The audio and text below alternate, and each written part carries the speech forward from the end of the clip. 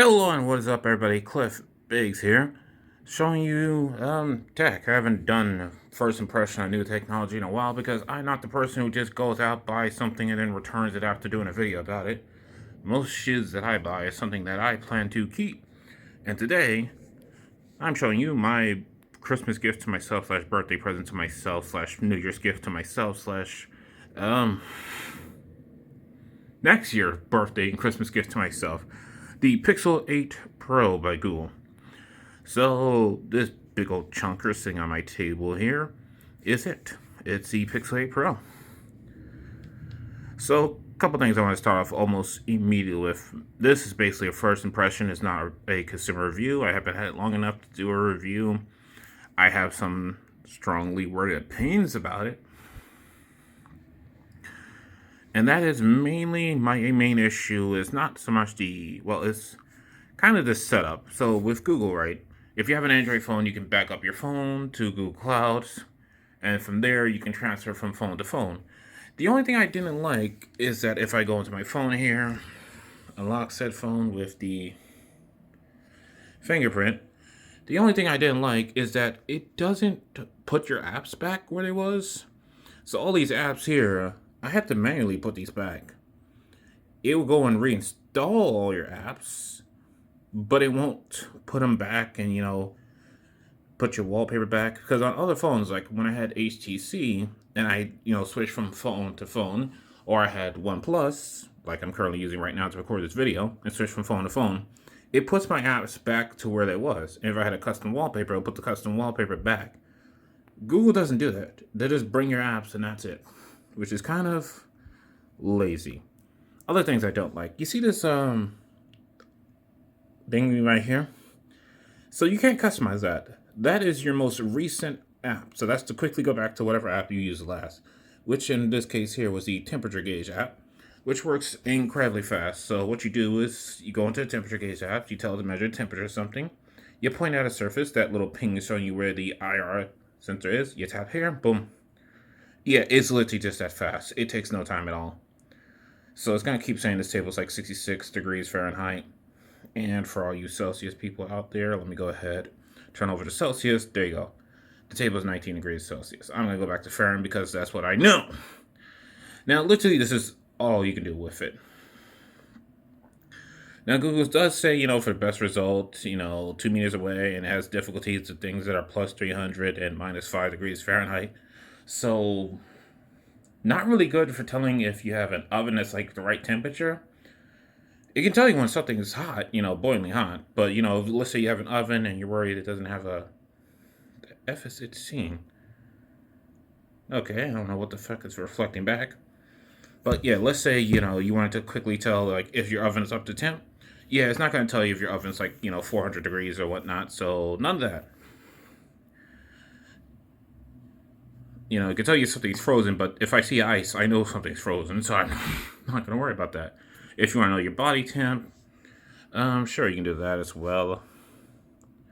But it's not that accurate. So if I do my hand here, how do I do this with only one? You know what? I'm going to go ahead and do this and move you guys super close to the camera here and tap that button.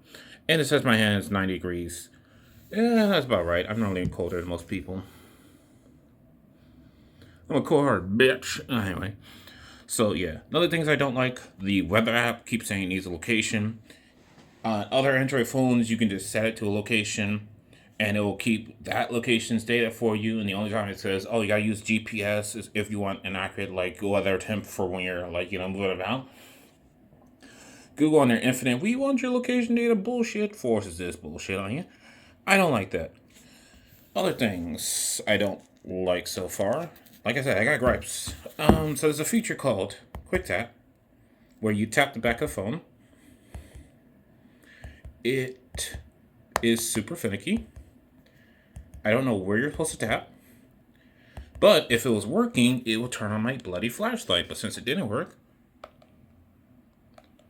Oh, you know what it is? I think the screen has to be on for it to register quick taps. Which kind of sucks. But let's move on from things also Don't reduce my brightness, mother effer. I'm doing something, damn phone.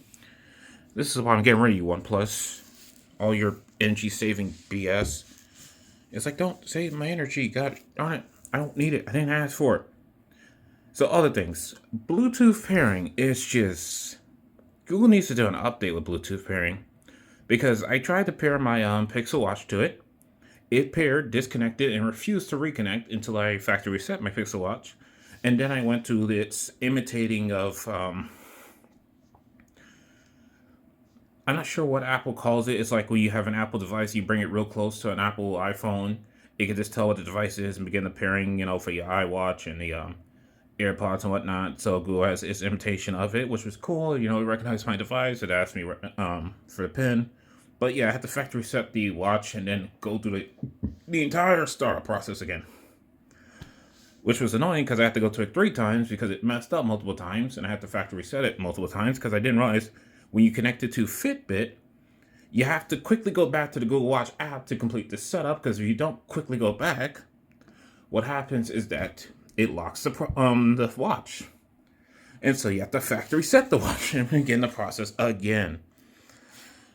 Anyway, I just wanted to get my gripes out the way because it's kind of best to give a warning before you go into praise. Because this is a $1,000 phone. Now, Google. A couple more gripes here. One, I love the weight of this. Like, if you just needed to smack somebody upside the head, this works. It is a chungus. You would have to Google the weight of this to figure out how much this thing weighs, actually. How much does the Google Pixel 8 weigh? Here are the top search results. How heavy is it? So 6.6 ounces, that's about almost half a pound. That's about right. This thing's heavy, as in what it is in grams.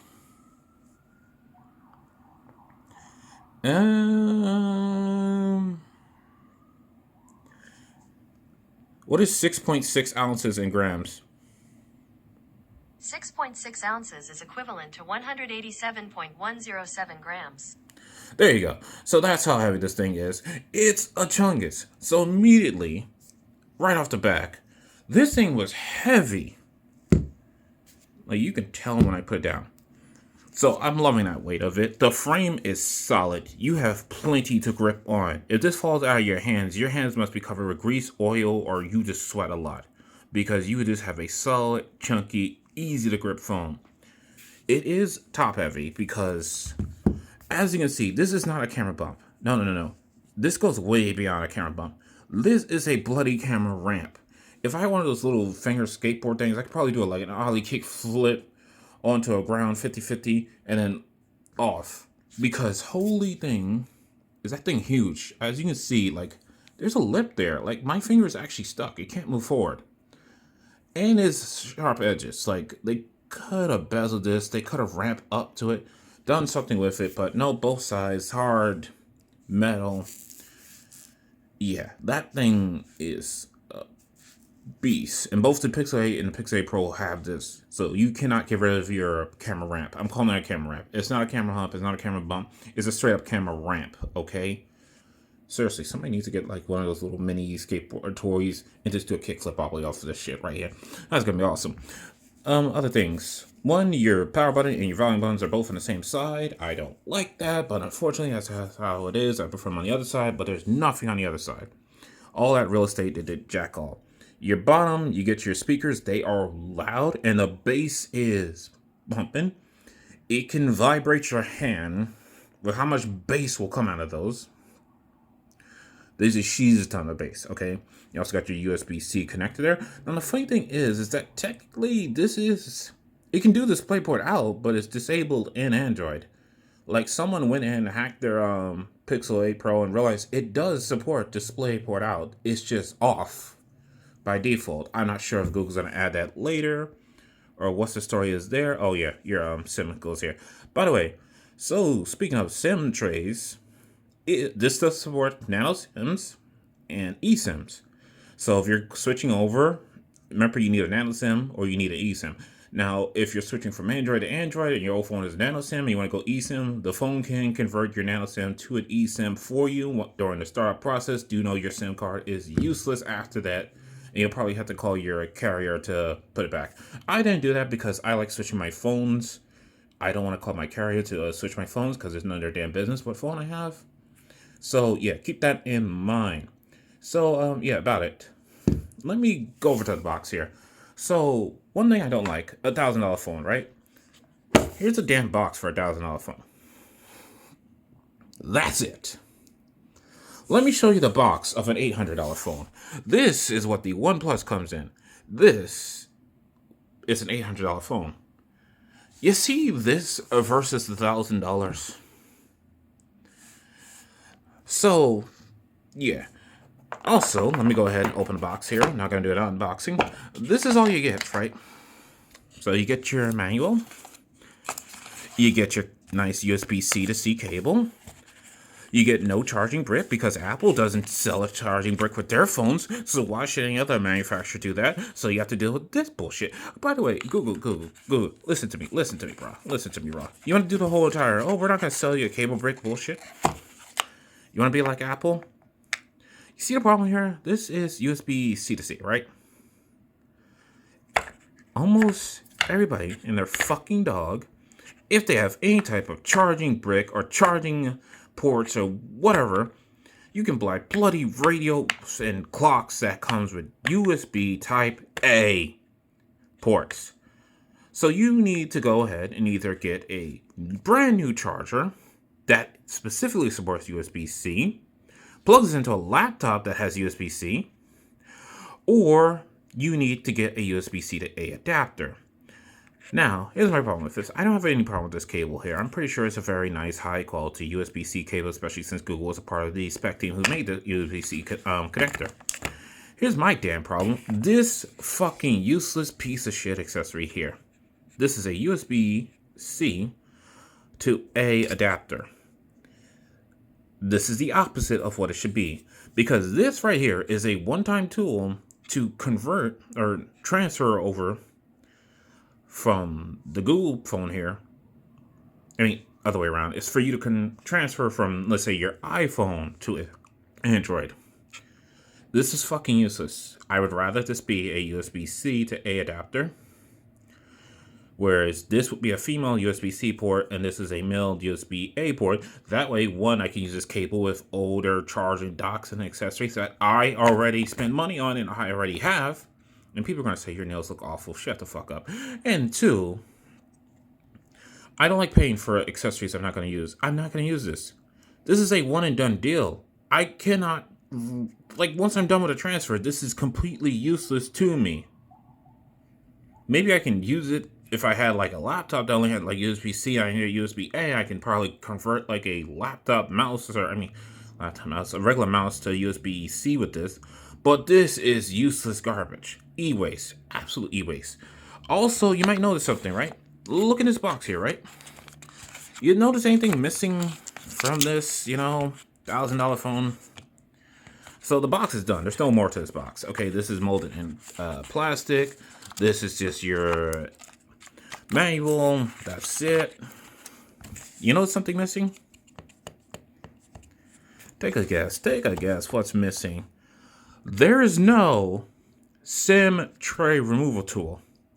That means in this, my fingers are in the way. That means in this box with a $1,000 phone that could potentially be your first phone if you're rich and have the money for it to get this your first phone.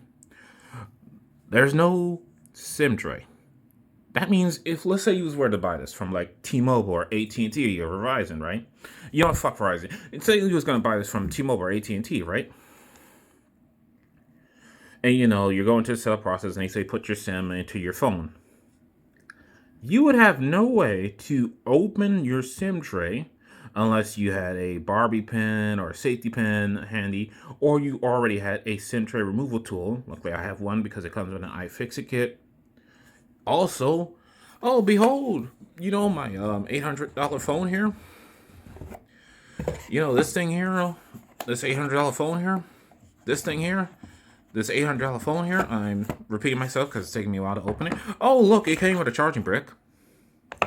Because you know what I love about this? Some people use their phones as their computer. I don't recommend it, but some people do. And having a charging brick is a nice thing to have. Also, charging bricks are very useful for when you're reselling your phone. Your phone is worth less if it doesn't come with a charging brick and someone has to buy a charging brick for it. And this is some bullshit that the manufacturer is doing just to get you to pay a little bit extra so they can get some money off the used phone market. When they could just be doing is taking their devices back, you know, for a small price, pay for them to get them back, refurbish them and selling them as a manufacturer refurbished device, which would be much better than used, because that way, you know, like, hey, at least your device is fixed and any minor problems would be fixed. But no. So, guys, I'm going to have to put you down for a second.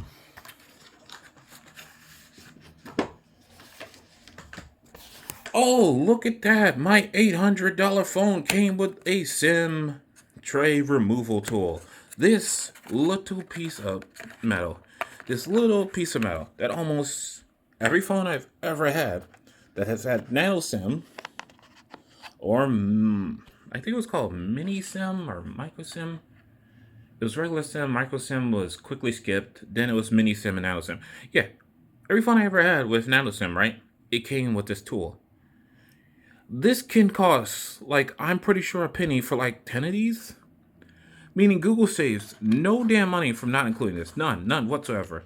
There's no damn money they can save from not including that. But they literally choose not to include this.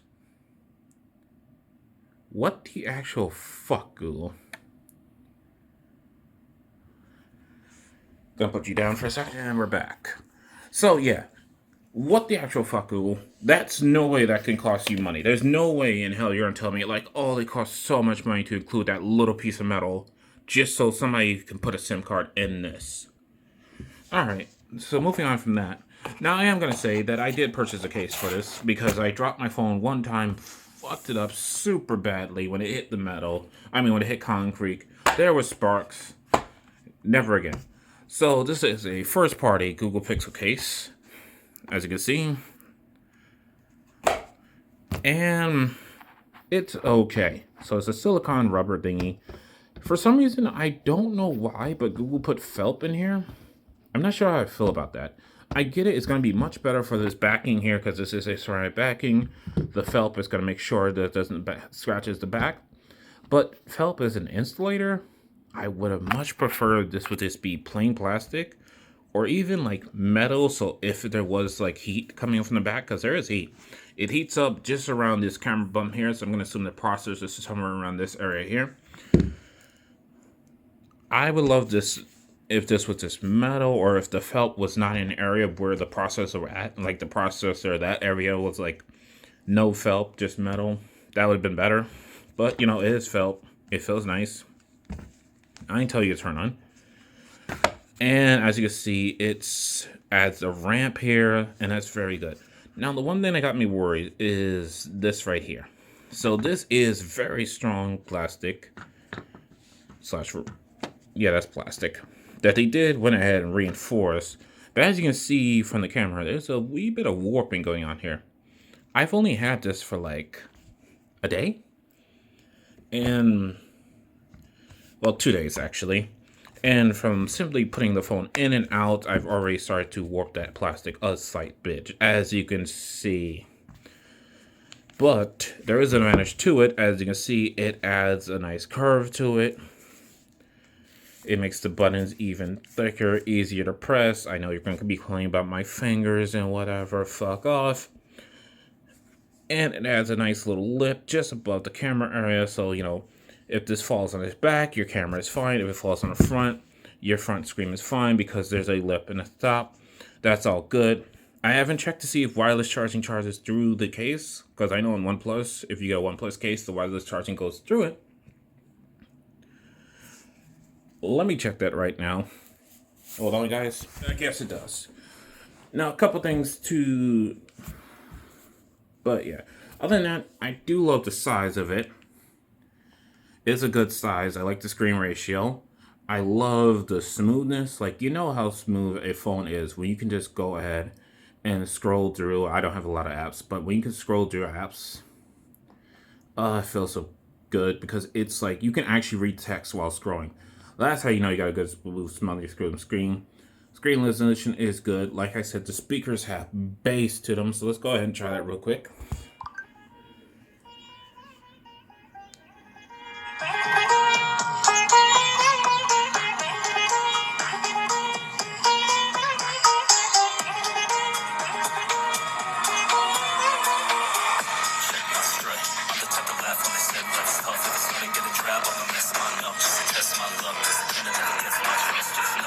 All right, and done with that. Yeah. So like I said, even with that right there, and I had the phone off to the side. Ouch, my fucking toes. Just hit my toes on the table. Ouch, that's pain. That's smart. That's pain. That hurt. Ouch. Yeah, I can feel the vibration. So that's one thing that's good about it. Now, like I said, with the Bluetooth, for some issues, right, it failed to connect with Bluetooth for every device I tried. It fell with my Pixel Watch. It fell to connect the first time with my car. I actually have to go and reset Bluetooth and Wi-Fi settings in order to get it to connect to my car so I can listen to music while I drive. Because what happened was, I told it to connect. It asked me to put in a pin. I put in a pin. And then for some reason, it was like, you know what, fuck this. I'm not talking to your car. So I got super pissed off. Would not talk to the car. Would not let me remove the Bluetooth say device for my car. It just kept tapping it. It was like, no, I'm not going to the connection screen. So I have to go in and reset those settings. So let's say if that happens to you and you're like, oh, jeez, Bluetooth won't connect. What gives? What do? So real simple. What you got to do is you got to go ahead. You got to scroll down here and let me get rid of that. And this. So you have to scroll in here. I do not like default Android settings here. So you have to scroll through here. You have to... Goodbye. Hello. I don't care. So you got to go to your settings, right? In your settings, you have to scroll all the way to the bottom. And you have to go to Systems. Then you have to scroll all the way to that. You have to go to Reset Options. And from there, you can go ahead and reset various things like your Bluetooth and Wi-Fi, which you might have to do a few times if you're trying to connect to Bluetooth devices, especially if those Bluetooth devices have any form of memory. So Google, please fix that in a software update. Like, just please do, because this is ridiculous. For $1,000 phone, there shouldn't be any issues when it comes to updating whatsoever. I should just be able to update. That's it. I'm not sure what the hell is it. Is that infrared? Or is it just a camera? Because the camera is like, not sure what that's about. But other than that, how do I feel about the phone overall? The first impression is kind of bad. I didn't like, I didn't put my apps and folders back exactly how I had them. Like I had on HTC phones of your, OnePlus phones of yours. Google, that's kind of looking bad on you. Especially since when I switched from an HTC phone to a OnePlus phone, it did put my apps back where they was, as well as my folders. Now, it wasn't completely one-to-one because of different screen resolution. I was going from a 1080p phone to a 1440p phone. And so certain things didn't match properly because of grid size and whatnot. Some apps weren't even available anymore. But it tried its best, and that was the main point. Now, I did bring over all my text messages, so if you was worried about losing your text message will be fine. If you was worried about setting it up, if you get it unlocked, all you gotta do is put in your SIM. It will automatically do it for you, and I fucking love that. Because it's a pain in the ass to set it up manually, because you mistype one thing, and you're not getting text messages, and you're wondering why you're not getting text messages. So it will go ahead and set up things like your SMS, your MMS, your mobile data, all that gets set up. All you gotta do is put in SIM card. It's automatic. It knows who your carrier is. You're good there. It will copy Wi-Fi settings, so you don't have to reconnect to your Wi-Fi if you're going from an Android phone to an Android phone or an iPhone to an Android. I'm gonna assume, I don't know. I don't have an iPhone. I don't care about the Apple's ecosystem. It'll bring your Wi-Fi settings. That's good. For Bluetooth, it unfortunately did not bring my Bluetooth settings, which just saved me a headache. But I understand Bluetooth is a little bit different there because technically with Bluetooth, It's a back and forth communication, unlike Wi-Fi, which is just a one-way communication. Well, technically, no, Wi-Fi is being connected to Wi-Fi is a one-way communication, but when you use the internet, it's two-way. But Bluetooth is always two-way. Shush, I know what I'm talking about, I think. Why do I keep smacking the table? Hold on.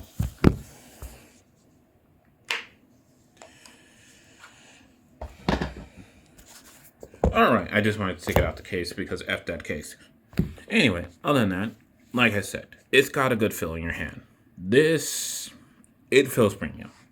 While I'm disappointed in the box, I wish it had a charger. It's bullshit that it doesn't come with a charger. I don't care if it would have came with like the regular pace, a soul pace, like what, 5.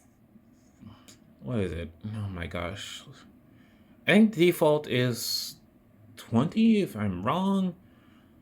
Like 20 watts is like your default slow charger. Because it does do fast charging, and it's not like the super crazy high, ridiculous, like you get with Oppo phones that can do like 120 watts or 90 watts. I think this one does 50 watts charging, which is still fast charging nonetheless. As for like wireless, it does 25 to 30, I think, watts, which is meh, especially since OnePlus can do 50 watts fast charging. But if you keep your phone for a long time, or you plan to keep your phone for a long time, don't really use fast charging, it can F up your batteries. It can also F up the USB port, which kind of happened to my OnePlus, because the USB port doesn't work. Not sure if something got warped in there, or if like something got bent in there, but I can plug the USB-C all I want. It's not going to charge, it's not going to send data, it's not going to work. I have to wirelessly charge this phone to keep it operational. So yeah, if you want to keep it for a long time, don't really use fast charging unless you need to, like unless you're just really having a busy day. Let's say you're traveling and you need to juice up your phone and you gotta like, cause you know, you're not gonna be around a wall. You need to use it for like navigation. Let's say you're in a foreign country, so you're using it for translation. You're taking pictures, videos and whatnot. You need it for navigation, GPS and all that. You know, that's when you use your fast charging. But if you're just at home, it's just a day-to-day, use regular charging. Okay, peeps, just use regular charging. But do yourself a favor. For some reason, the phone doesn't do full resolution from the start, so you definitely want to go into your setting and make sure to set it to full resolution, because it's just half. It's actually like some ass. Okay, so by default, it comes at high resolution, which is at 1008 by 2244 resolution. But you want it to full resolution with 1344 by 2992. So 1K, 2K resolution. It's weird because it's kind of backwards, but you know, it's kind of how the phone's oriented. You know, if it's like this, whatever. So you definitely want to go ahead, set that on. You also want to make sure that smooth display is on. Now by default, this is on. And that's going to make sure, you know, it can seamlessly go from 20 to 120 hertz. You want it. It makes everything look so smooth, silky smooth. It's like butter. Other thing I love is like OLED. It's just so good. Because when you get something that's optimized for OLED, now a lot of people hate Twitters or X. And mine's okay to show because mine's is just advertisement. This is Twitter's black mode, which you can only get on OLED phones. Only some OLED phones have it. And I'm not sure why I'm getting a casino ad. I don't gamble, but whatever. So my feed is only just advertisement because that's just what Twitter is. There's no one on it anymore. You just get advertisement. But I love the look of this because, you know, like that pure blackness with the letters coming out. It's inky black. Okay, my phone's not doing it justice, but this is inky black. So it's just like the letters are floating in the air. All the icons are floating in the air. And like you only see the text and whatnot. Not only does it say battery life, because pixels off means no wasted pixels, but it looks so good, and I wish more apps was like this. But yeah, I love this black theme. I don't care for Twitter that much. I only have it just to watch the dumpster fire. That is Twitter. But other than that, yeah, I kind of hate this. I really wish that I can choose between recent apps and what I want to have here, because normally my own bar is like phone calls, messaging, my internet browser of choice, and then a camera and like usually my gallery, and that's how I like it. But unfortunately, that's how this is. Search bar I normally have at the top, but you can't even move the search bar. It's just permanently there. That's it. Also, you might want to go ahead and get rid of gestures, because by default it's gesture controls with so swipe up and this, that, and third, and all that's just stupid bullshit. This is Google getting it right. 3 effing buttons for back, home, apps. That's it. There used to be a 4th button in the past. I forgot what it was because I haven't used it. Like, I think they got rid of the 4th button long ass time ago. I think it used to be just like to pull up your apps. Before it was just like, swipe up to pull up your apps. I forget what it was. But this is proper. Okay, and Google, stop doing gestures. I don't care if iOS does it. Mother effer!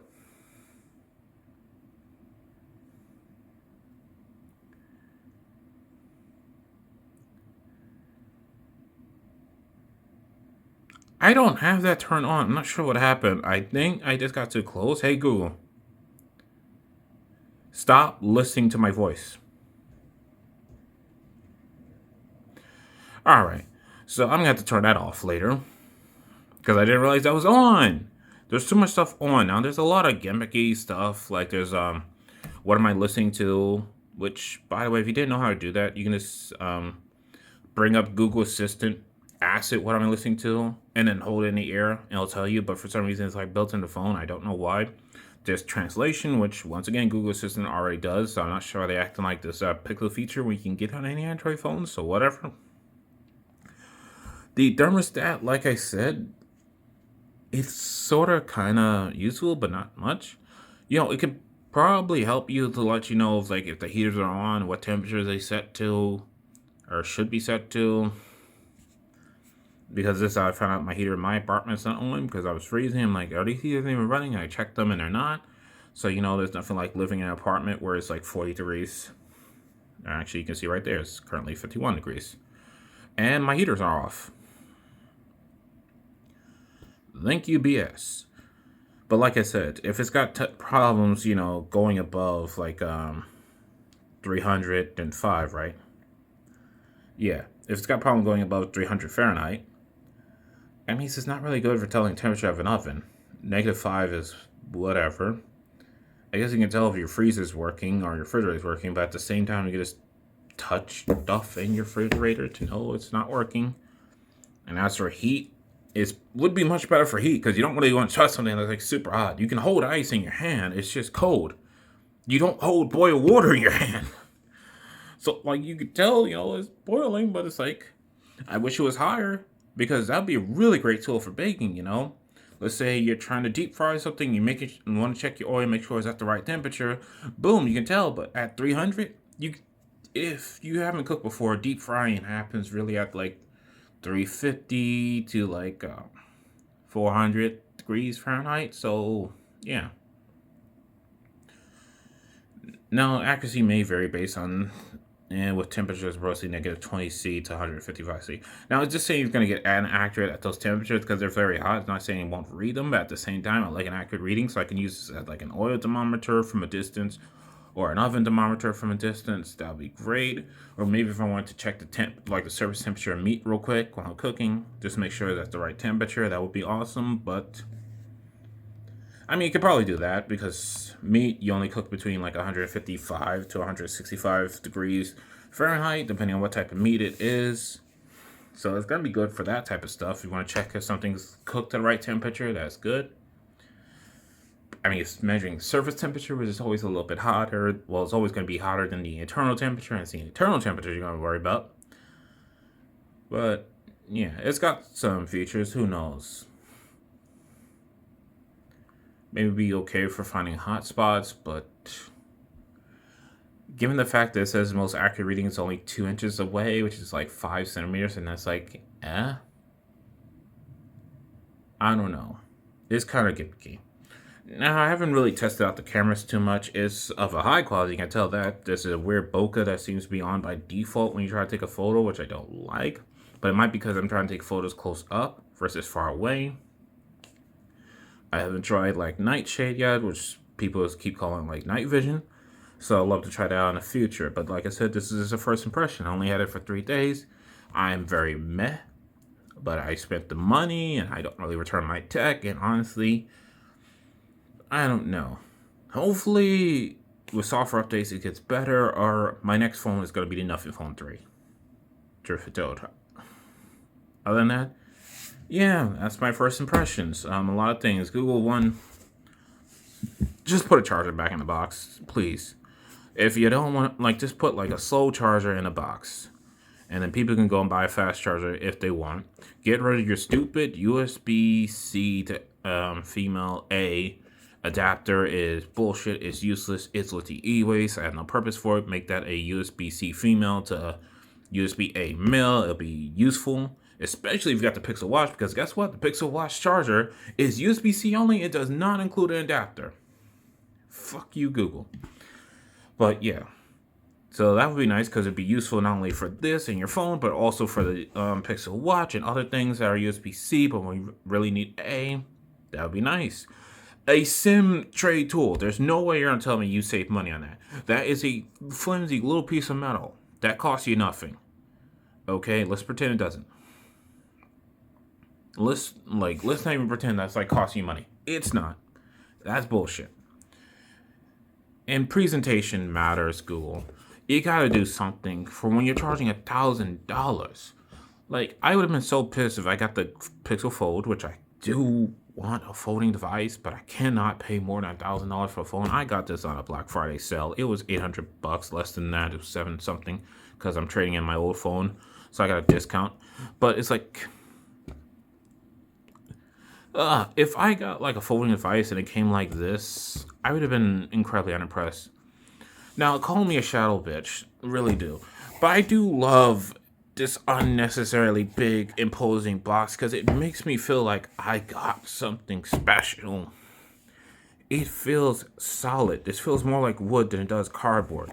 It's strong, it's rigid, everything holds its form, it's overly built, it's way too much space it takes up, but it justifies the price. It makes you say, boom, you got something fancy. This is okay if I was buying the Pixel 8a or the Pixel 7a. Not for a Pro. Just do something with the packaging, make you feel better. Other than the phone, like I said, I really hope in a 9 they do something about this ramp here, because that's uncomfortable. It does make it so when you're holding a phone, right, your finger it doesn't naturally just sit on a camera. You're not getting smudges on the camera because there's a sharp ass edge there. So, and like I said, it helps it and whatnot. Feels good. This backing I do like. I don't know. I'm a sucker for these ceramic backings. Almost every phone I've ever had has had the ceramic backing ever since, wireless charging became a major thing. And it just feels nice in the hands, and it's very good at keeping away the fingerprints. I wish the quick tap would work while the screen is off, because I'm a person who just likes to do this. Boom, have my web flashlight on. I don't really like turning on my phone to get a flashlight to work, because if I'm using a flashlight on my phone, I don't know. I don't like it. Other things is like there's a notification thing where it like flashes your screen with a notification. That suck balls. It just makes it look like your OLED's going bad. Because it just flashed the entire screen a solid color. One thing I would like if they steal from OnePlus is like there's a nice feature where a notification will just come out of the darkness. It'd be text just comes out of a pitch black screen, and then bars go along the screen. It looks so futuristic and cool. I fucking love it until OnePlus broke it with their software updates and then never fixed it. And now it does something I think is just an Android problem where it tries to turn on your screen to show you notification, but it flickers super hardcore, it's super low, super dim, and you can't see anything. Oh my gosh, just spent 40 minutes for a first impression, and like I said, this is not even a review. Holy shit, balls, I'm talking too much. But I just wanted to make my points clear. If you're going to get this phone, 1, get it on sale. 2, probably just get the regular Pixel 8. Don't go with the Pro. I only got the Pro because I'm like fucking blind as all hell. I do wear glasses. My prescription is quite strong. And having a big screen with a high resolution means that if I don't want to put on my glasses to just like check the Twitter and see how depressing that is, or send them some text messages out, or quickly watch it. Well, I don't really watch YouTube on my phone. I use my computer or my TV for that. But let's say if I'm out and about and I want to read up on some latest news, and I don't want to put on my glasses, or I just want to take them off for a bit to rest my eyes. High resolution screens help with that so much, because you don't need to put on your glasses when you get a high enough resolution and a small enough screen, and you get that great big pixel per inch. And this does come in a high resolution screen than the Pixel 8. Also, I want the high refresh. It's smooth. I love it. It makes the phone feels fast when it has higher than 60 FPS refresh hertz. But like I said, you can get the Pixel 8. It's just smaller. It's a 6.2 versus 6.7 inch screen. Hey yo, that's what she's saying. That's measured diagonally, people. I've seen idiots going like, they measure from here to here, like, that's not 6.7, you lied to me. It's diagonal. You go from one corner to another corner. That's how you measure screens, people. But yeah, that was my main reason to get it. I don't really care for telephotos. I never really take a telephoto. If I take a picture, yeah, sometimes I zoom in. Most of the time, if I take a picture, it's like I see a duck or some shit like that. Don't ask me why, okay? It's just be like, duck, gotta take a picture of it. Or it'd be like something going on with the sky, and it's like these weird clouds and whatnot, and it looks beautiful and whatnot. The dawn is a very pretty time in the sky. What am I saying? I'm going on too long. I'm ranting. Guys, thank you for watching this. Please be sure to subscribe and ring that bell so you get notification about when I post more shit like this, because I am ranting for I don't know what reason. And help me get to 200 subscribers before the end of the year. I'm Cliff Biggs, and I'm signing out. My internet!